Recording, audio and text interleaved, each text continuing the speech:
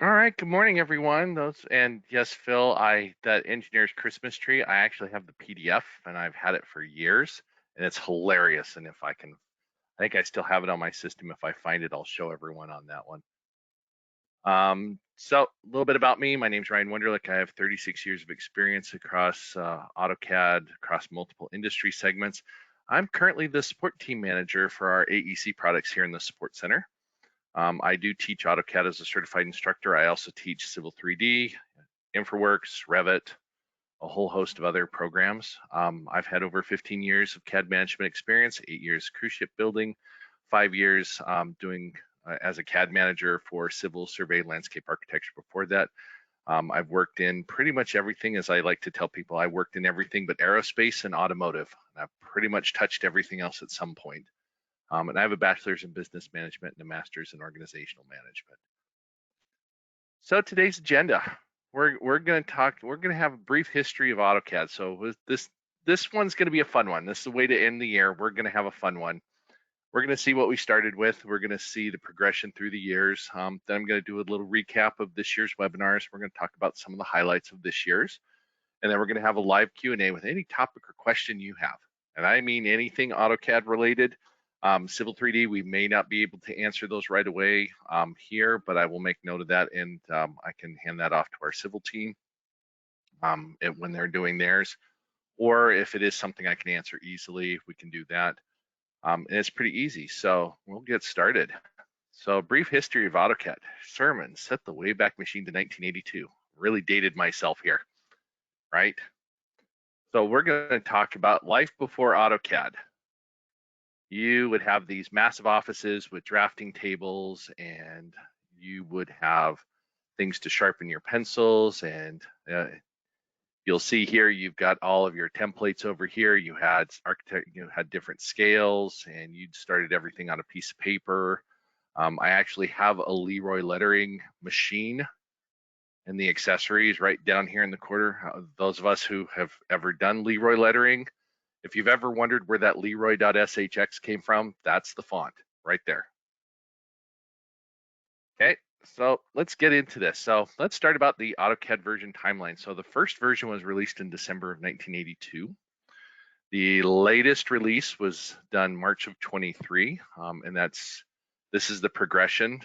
There is quite a few of the code names. So I first started AutoCAD back in 2.5. That was June of 86. I also beta tested and still beta test, starting with release 14, which was Sedona. And Pinetop. Sedona was release 14, Pinetop was 14.01. And I have tested every single one of these code names. And it's kind of funny. Yeah, Abbey Road. That I liked release 10.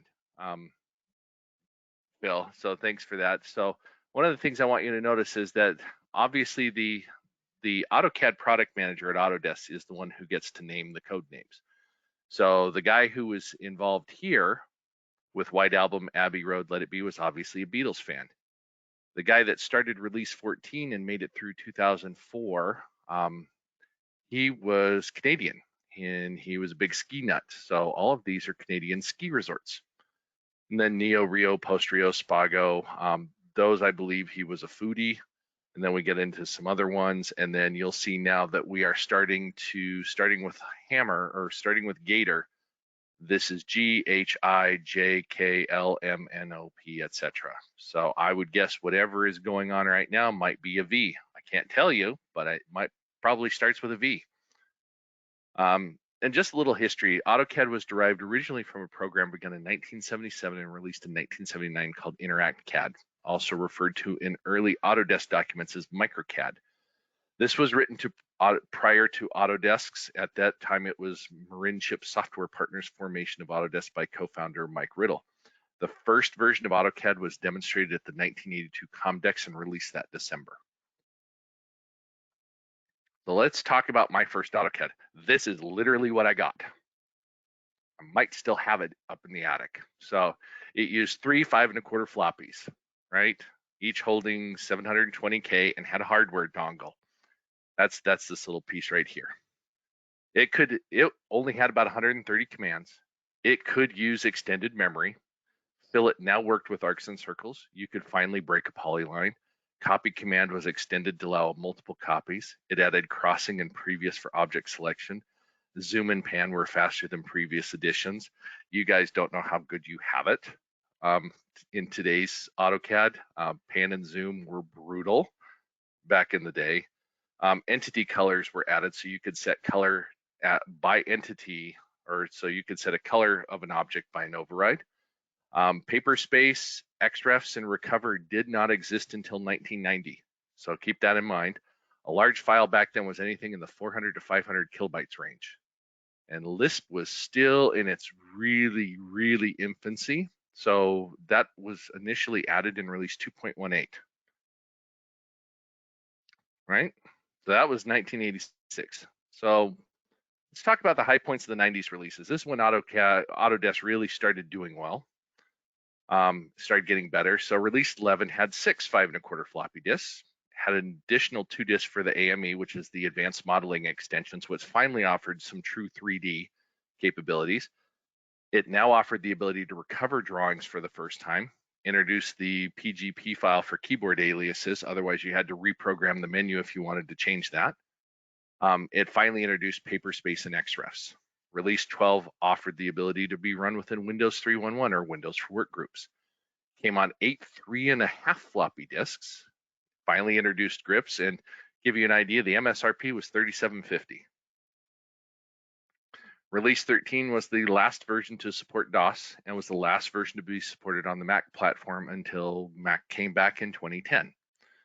This was offered either in a CD or 3.25 floppies for installation. If I remember right, it was like 14 3.25. It allowed purge to be used at any time. Prior, it had to be the very first command issued when you opened up a drawing. It finally had some enhanced solid modeling for strictly primitives. This is the enhanced ACIS engine, and had floating toolbars for the first time for the Windows environment only.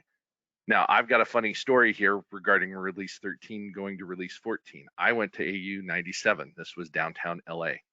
This is when Carol Bartz was there, and our keynote speech, right? The keynote that all 8 Autodesk universities start off with. Carol Bartz got up there.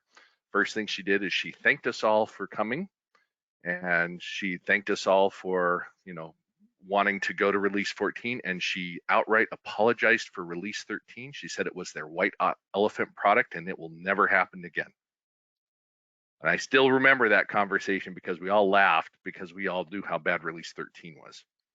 And then release 14 was the first Windows only supported environment. So at that point, release 14, which was 97, you could no longer run AutoCAD in a DOS environment. You had to move to a Windows environment, whether it was Windows or Windows 3.1.1 or Windows 95, and that was actually when Windows 95 was taking off. This was the big one. Regen was improved significantly. Prior to that, when you would do a regen all, it could take anywhere from 5 to 10 minutes, and in release 14, it was almost immediate. This also allowed changes to be selected. You could make changes to selected items via pull down. So if you click on something, you could go down and change the layer from the layer pull down in the toolbar or the color, etc. So these are things we enjoyed getting. I will say that, we used to laugh about regen prior to release 14, where you'd start the regen command, you'd get up, you go get a cup of coffee, you go to the bathroom. If you were a smoker, you went and had a cigarette, came back, and it might be finished at that point. So moving on, we're going to talk about hardware dongles just briefly. The last version to ship with the dongle was release 2000. It did require an LPT port to operate, and this was the huge bidirectional LPT port that had the 2 little clips on the side, not the screw in like this. If it got broken or lost, you had to purchase another license of AutoCAD. So if this ever got broken, you were out your full license fee. Autodesk would not replace it, because the information in here was matched to the information in the dongle was actually matched to the serial number of the product. So this made for some complications. Once we were all grateful when they finally got rid of the hardware lock or the hardware dongle. Some Software still used this prior or after this point, but this was primarily AutoCAD that stopped doing this. I think 3ds Max didn't stop using a hardware dongle in some cases in some of the other verticals until like 2004, 2005 timeframe. So just so you know, this is what AutoCAD used to look like up to release 13. This was your AutoCAD environment. You would open up in DOS. You generally only had 16 colors down here. You'll notice that there was no toolbars, no icons. The only way to launch commands was either via the command line that we still do today, or the menu on the right, or using tablet areas. I love tablets personally. I feel bad that they finally went the way of the dinosaur, and I feel that that was a tablet issue, not an AutoCAD issue. If you've ever seen this, this is AutoCAD AEC for release 11. This was the precursor to Architectural Desktop, which then became AutoCAD Architecture. This was the first AutoCAD version that referred specifically to AEC as we know it up here, where you actually had a pull down item for AEC. Right? Just some more AutoCAD screenshots. This is release 12. Notice there's not a whole lot of difference between release. This is release 2.15. This is release 12. Not a whole lot of difference. This is where we started getting into the Windows environment. So you'll notice it looks real clunky and chunky. That's because it was little wonky still because we were facing in Windows. You'll also notice that our screen aspect, we didn't have widescreen monitors. As a matter of fact, we finally had VGA resolution. Up to this point, we had CGA. So we finally got VGA resolution and full support for 256 colors. So that 256 color palette that it refers to here that we finally had in release 13, this is your standard index color that we still use today. And I'm not going to say it's legacy because it's really not. This is actually baked into the AutoCAD, and this is core AutoCAD, what we are used to. And if you do color-based plotting, this is what you all know. It works well. So release 14 in Windows, we start getting better. Toolbars are now a part of AutoCAD. And for those of you that still like the classic AutoCAD look, this should feel more like the classic AutoCAD that we're used to, right? And then mice didn't exist. We used something called a digitizer. These were typically 16 by 16 or thereabouts, and you had a 12 by 12 usable space on here. This is I think this is a Summa Sketch. This is a Jatico CalComp or a Summa Sketch 3. Those of you that have ever worked in the mapping industry, they made these as large as 36 by 48. You would actually take one of those maps from the USGS and you'd lay it down on here and you'd tape it down, and then you'd take that little puck, because there's a little set of a little cross right there. You'd launch your trace command and you would literally follow that contour. This was the most mind-numbing hell. But this had some advantages. You had buttons. Like there were pucks that came with 16 buttons. So you had 12 usable buttons because your left click and right mouse click were always built in. You could hold your shift key down and get 16 more commands. You could hold your control key down and get 16 more. You could hold your alt key down and get 16 more. So all of the things that you'd use most often, you just program right onto your puck and away you'd go. Right? And this is where we talk about the template overlays on the digitizer. This was your drawing area that matched your screen. This was your customizable area. And then you had a bunch of commands and other stuff that just was randomly in here.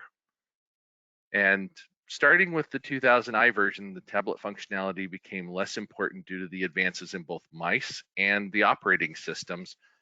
Well, and there's another reason that Autodesk broke the WinTab driver in 2000. It made it worse in 2000i. When we got into 2002, Kirkland, it finally got repaired. And then at that point, people had already weaned themselves off of it. And so there were very few people using this. I think the last time I was still using a digitizer, I think I finally accepted the fact that I needed to move on 2007, 2008. Still love it today. And I could run circles around people who use mice. Just because I can lay stuff out like this, I can make it way easier. But If you'll notice here, there's no wheel. If they'd ever figured out how to put a wheel on one of these pucks, we'd still be using them today. So here's where we are today. The first computers that we started AutoCAD with were 8-bit computers running 4 megahertz, way down here. And you'll see as we get, as technology progresses, we start getting bumps. And our today's machines, Core i9s, they're true 64-bit. They run turbo up to 6 gigahertz. This is over 1,000 times faster than what we started with in DOS, right? So we now have full 64-bit processor and operating support starting with the 2008 version. It's still not true 64-bit. There are components of it that are 64-bit, which means it does support multi-threading, but for the most part, AutoCAD is still single core, single thread. You can build one of those monster Threadripper machines, the AMD Threadripper. It's got 128 cores, screaming monster. You can do rendering on that really fast. AutoCAD's not going to be any faster on that versus a consumer i9 because you're only using one processor core. We now have color support for 16 million plus colors. We have 3D mice, right? Those of you that have ever used these 3D mice, they are awesome if you're doing a lot of 3D. You now have full rendering and material support. You can actually create realistic renderings and materials inside of AutoCAD. You have verticals for all industries. We're now dealing with ultra large data sets, right? If you were to have told me back in the 80s, early 90s that we'd have drawings or models that were 200-300 megabytes in size, I'd have laughed at you and thought that was crazy, right? You've got Revit models now that can exceed a gigabyte easy, depending on the level of detail. And we have much faster computers. We have a lot more storage. We have a lot more capabilities in the program overall. We have cloud computing, mobile computing, social computing, right? We have a lot of other things that we didn't even dream of way back. So here's some fun facts I wanted to share with you. Number one, here's all the icons through the years. So 82 to 94, there was a little change. They changed the font. They went from all caps to lower, to normal capitalization. They smoothed this icon out just a little bit. Then we went to this blue Autodesk in 2000. They just went back to just a bold font in 2005. Those of you remember as I call it, the green and blue A in 2013, and now we have a new icon starting in 21. If you ever open up a DWG file in Notepad, right, and I can actually show you this. So if I open up a DWG file in Notepad, these first bytes right here tell me what version it's saved in. So this particular drawing I have here was saved in the 2018 through 2024 format. There's a lot of other information I can find out in drawings from this. That's another conversation. But you can go back. And as far as backwards compatibility, right now, modern AutoCAD can open up anything AC version 1.2 all the way through modern AutoCAD. You can't open any of the original version 1 files. Those are long gone. If I remember right, release 12 or release 14 was the last one that allowed you to open original core AutoCAD files from the first version. But I can still open version 1.2 files today. And there are some commands that exist from earlier versions of AutoCAD that aren't documented, and there are some other commands, right? Oops is not a documented command, but it restores the last thing you erased. The last set of objects you erased with the erase command. Convert poly converts lightweight polylines to standard and vice versa. AI CIRC tan does circle from tangent, tangent, tangent. That's actually not in your drop down, but you can do it. Zoom VMAX zooms to the maximum of your view without creating a regen. You can actually type in the command AI_open_Facebook_open with product, and it will actually open up your browser and take you to the AutoCAD Facebook page. You can still turn on that sidebar screen menu on the side. You just put parentheses, set var screen menu 0, parentheses, and it will turn that back on. As a matter of fact, I will show that because I can't tell you how hard I laughed when I did that the other day, because I was like, I know that still exists. Hang on. I've got that saved down here.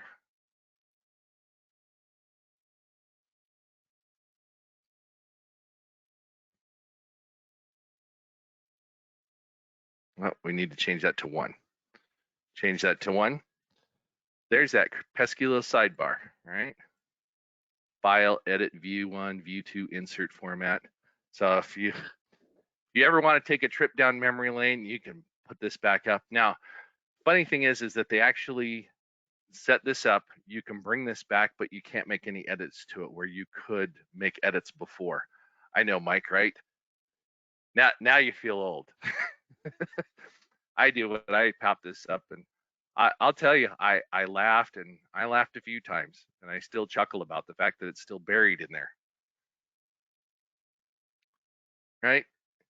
And to give you kind of an idea, release 12 had 251 commands.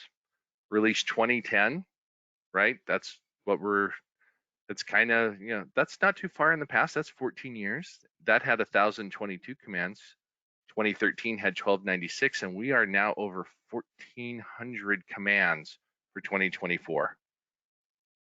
If you can even imagine that, 1,400 commands, and I know for a fact that when I was in the first version of AutoCAD, I had about 130. So AutoCAD has grown quite a bit.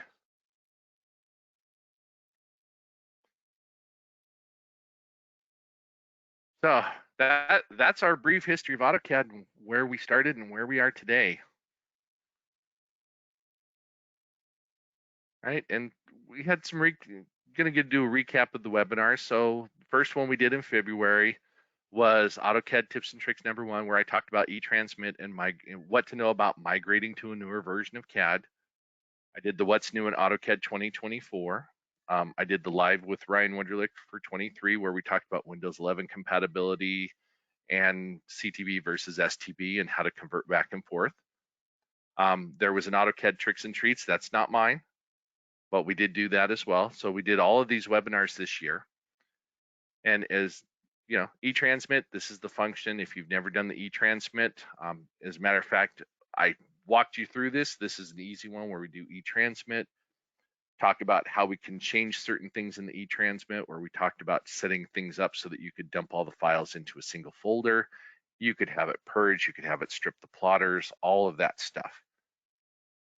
We had the new features, so we had activity insights, we had smart block placement replacement, Lisp support finally in AutoCAD LT. So there are some limitations, but we now get some Lisp. Enhancements to the markup assist, trace updates, improvements with Autodesk Docs, start tab updates, file tab and layout tab menus, PDF SHX system variable, the sheet set manager improvements for the web, and the graphics engine enhancements. Those were the big features for 24. And then we talked about the Windows 11 certified versions. So these are all the certified versions, 2021 and newer. You have to be on updates for all of these. Inventor 2023 and 2024 are the only ones certified for Windows 11. Revit's kind of an oddball. That one, they've given support all the way back to 2019 and certified it for Windows 11 because there are still Revit projects that can't be converted up. Revit and Inventor are kind of unique, a little bit with 3ds Max as well, is that they're not backwards compatible.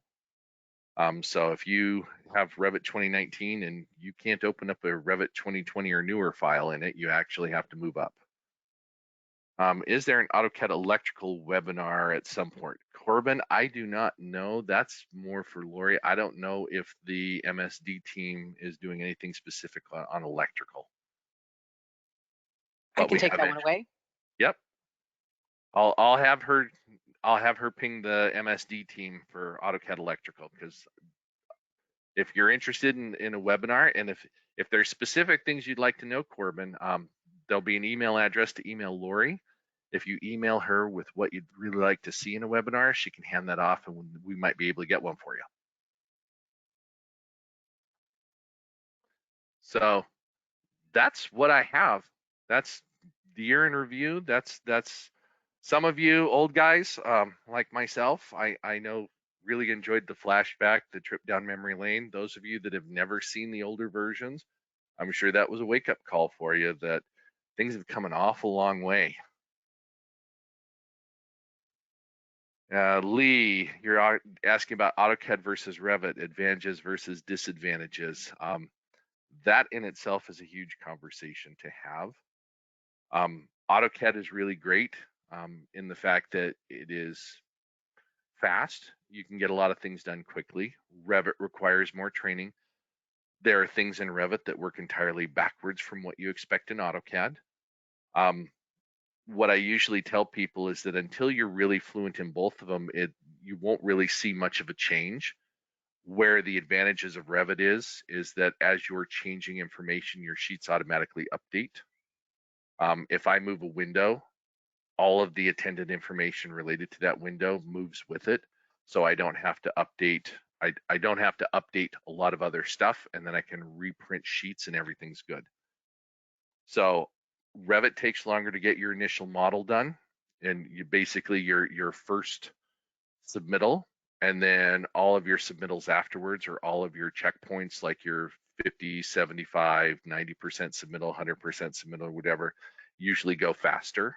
But getting to that first submittal takes longer. AutoCAD, you can get to that first submittal much quicker. Your revisions and changes generally take longer.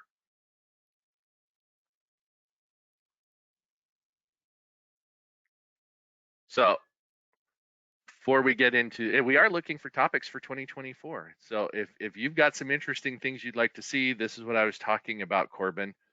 Send Elliott@rand.com. Send her an email. Let her know that you'd like to see something specific about electrical, and give her some ideas of what you'd like to know more about, and then she'll pass that on to the correct team. I just handled primarily AutoCAD in this one. Right? And if your topic is chosen by me, if you give her a list of topics, or you give her some things you'd like to see, if I haven't already covered it, and if I have, I will send you the links back to those webinars. If I haven't covered it and I choose you, you're going to get a $50 Amazon gift card. I think that's what we did last year.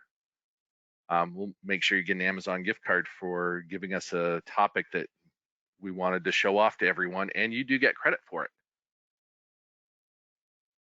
So at this point, it's open field. Anybody want to ask any AutoCAD questions? Anything at all?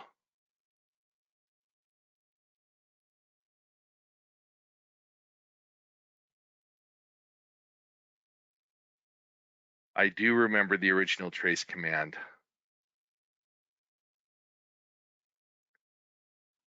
Trace does not exist the way it is.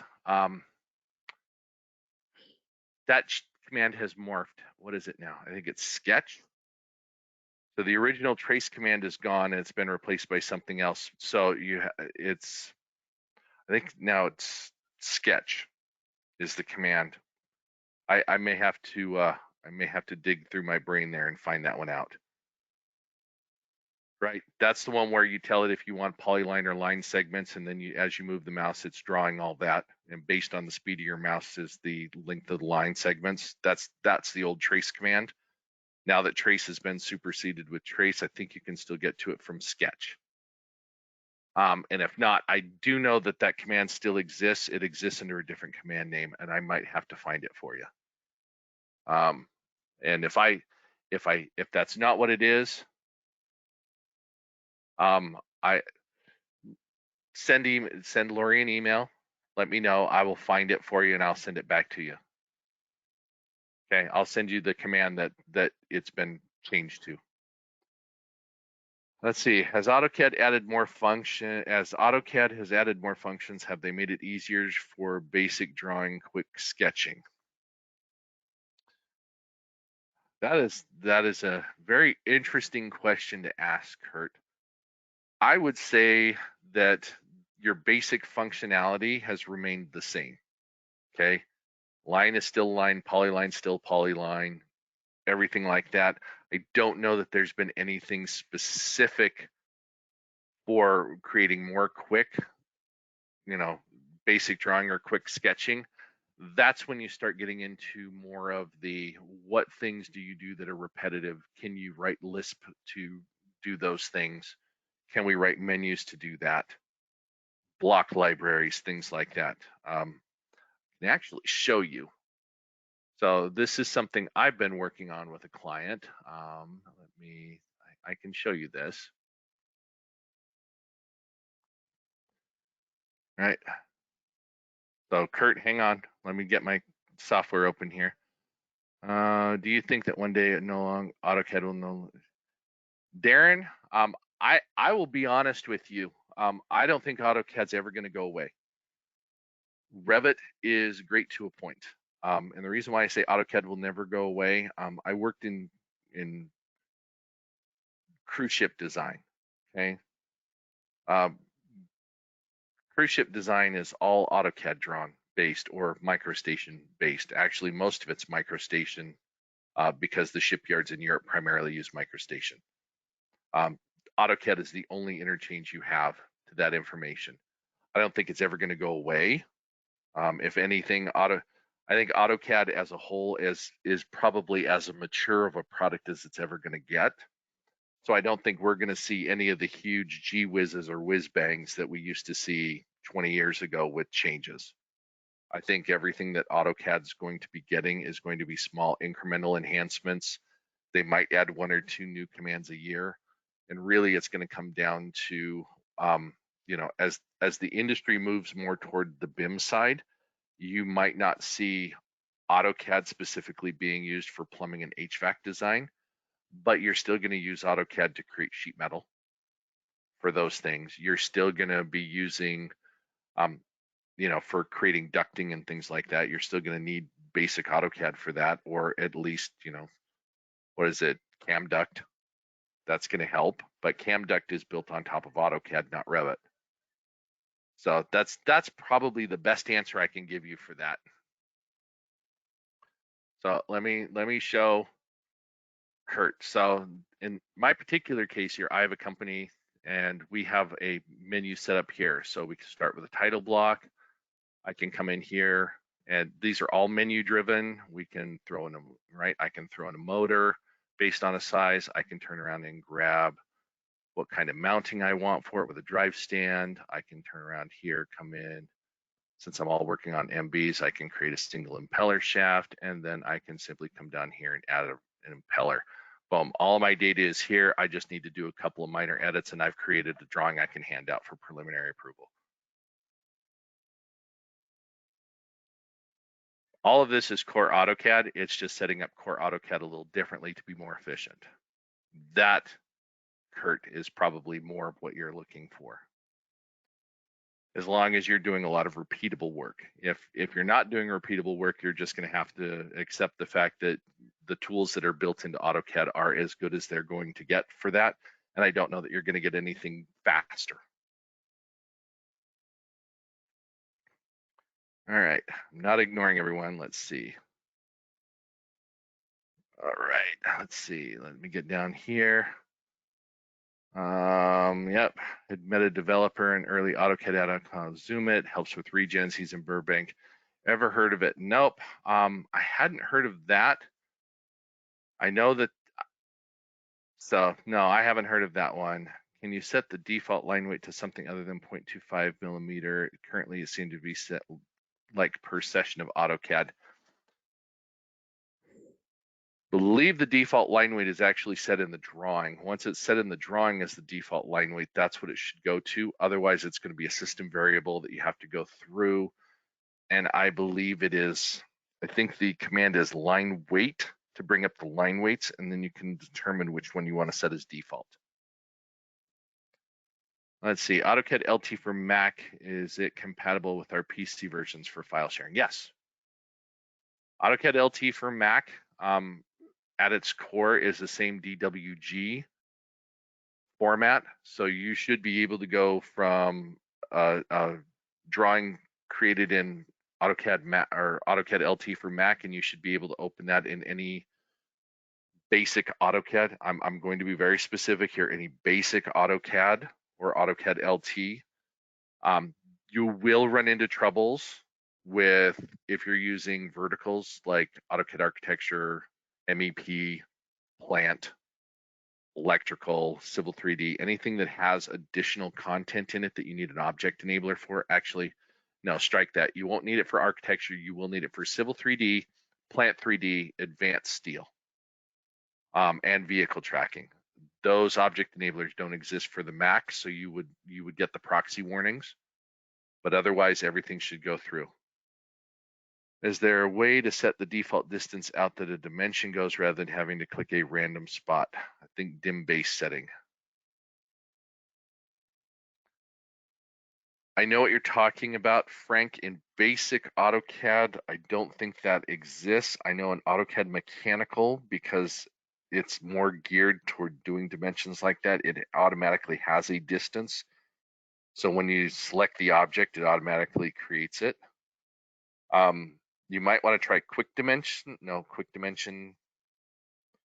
I think that's a mechanical function. I don't think it's made its way all the way to AutoCAD yet. I may have to check that one and come back. All right, can you open up a Revit drawing in AutoCAD? Short answer, no. Long answer is if they export the Revit model as an AutoCAD DWG, yes, you can. That's the only way you can get it. When multiple O snaps are on, like endpoint, midpoint, nearest, how do you control which one gets used? Ah, that is an excellent question, Ron. And that's actually a very easy question. Right, so let's go set my O snaps, right? So I have endpoint, I'm gonna turn on middle, center, node, quadrant, intersection, insertion. Right, I'm gonna draw a line. And you're gonna see that wants that midpoint. If I hit the tab key, as I cycle through the tabs, it's going to tell me which one it wants. So this is midpoint, endpoint up here, endpoint up here, and now it's going to the insertion. That's how you, if you use running O snaps, that's how you toggle between which one. And then I usually have the glyph on, so I know exactly which glyph it's occurring. If you don't have the glyph turned on, and I highly recommend that you have the marker, the magnet, and the auto snap tooltip. I usually have the auto snap aperture box as well. This is AutoCAD LT, so I haven't modified that. As long as these three things are on, you should be able to hit the tab key and cycle between all of those. I have trouble changing UCS with the 3DS mouse. The view will change, but I cannot edit till I reset the editing plane. Do you have any tips?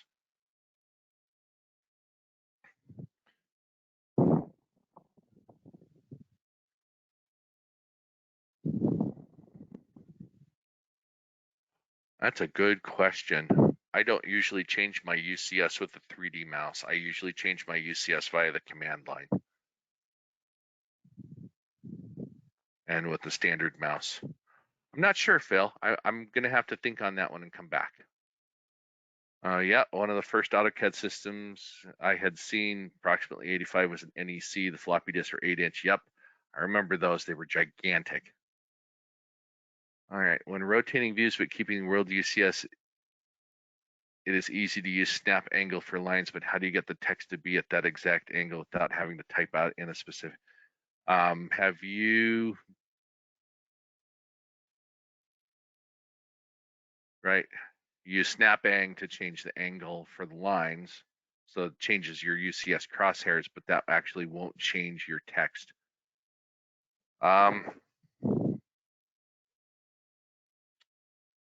That's a good question. I don't know. I don't think there is a method of doing that other than changing the UCS. Since you're leaving the UCS in world and you're only rotating your view, I don't think there is a way, because it still thinks 0 is 0, 90 is 90, 80 is, or 180 is 180, 270 is 270. So there's not going to be an easy button for that. Oh, and somebody left, and I said some of my cohorts have decided to use Bluebeam rather than learning using AutoCAD. Please comment on why AutoCAD doesn't make it easier or quicker to use. That's a good question. That's more of a, I understand why they're using Bluebeam. They're using Bluebeam for markups and some editing. Problem is you're not going to have detailed information, but it's great for markups. Wish they would merge the paper space part of AutoCAD with Revit instead of the way Revit handles sheets. That would be a nice wish list item. Actually, if that's a wish list item you have, bear with me. I might actually have a place where you can drop that. Right, let me go, hang on just a second. I actually have a feedback, right? And I'm gonna put that in the link here. Let me make sure I have that still. Yeah, I'm gonna put it in the general chat right here, product feedback. If you are interested in a new feature or you would like to see something change in AutoCAD or anything of that nature, go to that link that I just put for the entire audience, supply them with product feedback. This is how things end up on the radar list for them to improve programming or change behaviors or add new features. The more people that ask for the same thing, the more likely it is to get looked at and incorporated. Can you make webinars to focus on AutoCAD mechanical in 24? Lori, there you've got someone who'd like to see more AutoCAD mechanical specific webinars. So let's get over to the MSD team, see if they want to do that. We deal with both metric and imperial drawings for layouts, oil fields. Is there an easier way to use the layout drawn in metric within an imperial layout rather than just copying and scaling down by 0.0393787? 0.03937007874 is the actual, right? So the converted hatching ends up being weird scales and dimensions with tolerances that will take up large amount of screen when you click and edit the dimension or any other steps or tips to do when converting between the two units. I can tell you why that occurs, Karen. There's a couple of variables that control whether or not you're using the AutoCAD or the AutoCAD ISO or metric, hatch patterns, things like that. So when you bring in a metric drawing into imperial or vice versa, and you explode it, what happens is that it needs to regenerate the hatching, which then blows it up because that hatching is now referencing the version that's in the drawing rather than the version it was initially drawn in. That's most likely why that's occurring. Same thing with the text scales and some of the, and well, not so much text, but dimensions absolutely blow up. Usually what I have to do is after I've done that, I have to go through and do match prop on the hatch to an existing hatch in the drawing to correct it, and do the same with the dimensions to correct that. There's not an easy step between those two. I wish I had. I might take that up as a possible option for a webinar on converting back and forth between those, because you're not the first person who's asked. There's a few things you can do to minimize some of that, but that's part of that, right? Let me make sure that you've got that. Was that Lisp functions in LT? Yes, AutoCAD LT 2024 now does have Lisp support with some caveats. There are a few things that it cannot do. It cannot draw 3D. It cannot create 3D primitives. It cannot do any of the 3D commands. There is a few pieces of the actual Lisp code where it cannot do certain VLAX operations, or it's VLAX or VL, because those invoke a component that's not in there. For the most part, I have not run into anything specific that I can't do in basic AutoCAD with the Lisps that I have. Everything that I've done actually still works in AutoCAD LT, but I haven't tested it thoroughly. Right, have you heard of ArcSight? They say that their program is simpler to learn than AutoCAD and easier to use. I have not heard of ArcSight. They're competitor products. I'm not gonna lie. I know of one of them. Might even have it installed on my home machine. It might be an AutoCAD clone, and the learning curve was about a half a day. I'd say the learning curve for me was about 3 hours. Any suggestions on manipulating a drawing where 80 to 90% of the drawing entities are on one or two layers? Select similar, still the best option. I know what I would do in that case, Mark. I would actually separate it out based on object type. So I'd invoke QSelect and I would grab all the circles and I'd move all the circles, let's say 5,000 units to the right. And I'd grab all the polylines and move them 5,000 units up. And I'd grab all of the regular line segments and move them 5,000 units to another direction. So that way I'm separating it out by entity. And then at that point, I can go through and take a look and see what I might need to do. But there's not a lot of easy ways to do that. The only other thing I could recommend is that you draw the lines of the layers you need them on, or draw it, yeah, and I would use just basic line and then turn around and use match prop. Click on the line segment that you're going to move stuff to, and then just go around and click on the objects you want on that layer. That's probably going to be the fastest. Does LC support the AutoCAD doc.lsp? Yes, it does. Command leg on a few commands. I go to type in PE for polyline edit, and instead I get the pan. Oh, Dave Stratton. Yes, yes, yes, yes. I know exactly where that command leg is occurring. Let me show you. Right, we're going to close this. We're going to go back to basic AutoCAD. Let's go back to basic AutoCAD, right? Minus input search options. Change your delay. Your delay is 3/100ths of a second, or 3/10ths of a second, which means you get that first character in and it immediately starts looking in the dictionary for the possible matches based on that first one, and it may miss one or two additional characters after you've typed. I set my delay to 1.5.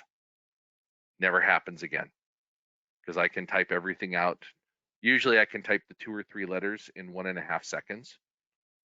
That is the easiest way to do that. Right, select OSnap by shift right mouse button. You want this, right? So if I'm drawing a line and you want shift, you want this OSnap, right? That shift right mouse button brings this up. If that is not coming up, that's set in your options. And it is under right mouse click customization. And if you're in edit mode, usually it has something to do in here. It has something to do with this, or there's a system variable that controls which one of those, and I can't remember which one it is off the top of my head. But if you are not getting that and you are using out of the box, there's a system variable that controls that. Where is a good source for list programming? I've been using it for years, but I just edit routines that I find for my own use. I'm not gonna lie, Darren. There's a lot of information out there regarding list programming. The last time anyone actually wrote a book was like 98, maybe 2000, 2001, with the addition of VL and VLAX commands. But I haven't found a good resource. I do a lot of custom programming still. I edit routines. I create new routines from scratch. So that is one of the things that I do. And primarily I use help for the commands. And I use forums, and I use a multitude of forums to give me kind of a pointer if I get lost, or if I'm just feeling stupid, or if I know something is there and I just can't find it. Can a customized AutoCAD menu developed for full-blown AutoCAD be imported into LT? If you're talking about loading a partial menu, it should work. If you have 3D stuff in there, Mike, they may launch the command and they're going to be told it doesn't work. But for the most part, if you have a CUI or a CUIX that you're loading as a partial load or a partial menu, it should work. If it's got lots of Lisp and DCLs, yeah, it should work. The only thing is that you need to make sure that your trusted files and your support paths in LT support it, and then I would test. Let's see. We are just moving right along. Let's see. hang on, I'm almost through. Let's see, it may also be in the Collaborate tab. I'd like to see more plumbing AutoCAD seminar. So that's going to be our BSD team. So I'm a little more interested on what you mean by plumbing AutoCAD. Are you talking about the MEP portion, talking about the piping that's in the AutoCAD MEP? Are you talking more Revit MEP for piping? Are you talking about Plant 3D and the piping that's in Plant 3D? So how to effectively convert a spline with excessive numbers of vertices to a usable polyline. David, that's I actually have a Lisp routine called weed polyline, so I will convert the spline to a polyline and then I'll go back through and weed it. If I'm in Civil 3D, I'll just go ahead and choose to weed the polyline from Civil 3D because it already has a built-in command, but I do have a Lisp for that, where I can choose the distance between points and the maximum distance between points to weed and the maximum distance angle deflection, and I can actually usually go through and trim the polyline down quite a bit. Or I have another one called Polyline Diet where it removes excessives based on similar parameters. It just does it a slightly different way. So I do have, I have to do it with Lisp. There's not a way to do it natively within AutoCAD.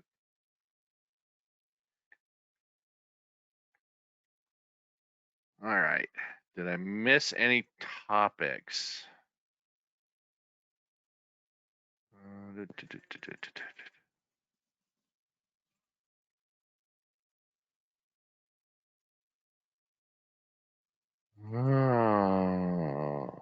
Yeah, I don't think I missed anything.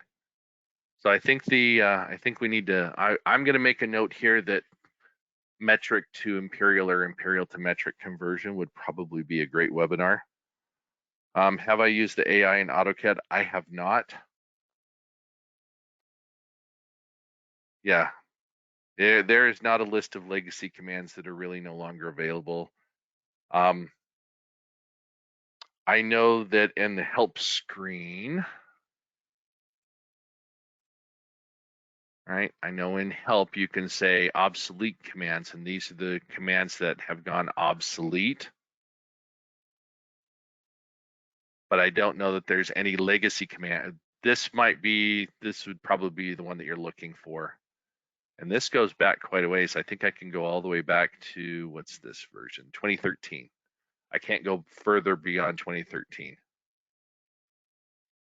But these are the ones that have been either removed or they'll tell you what they've been replaced with.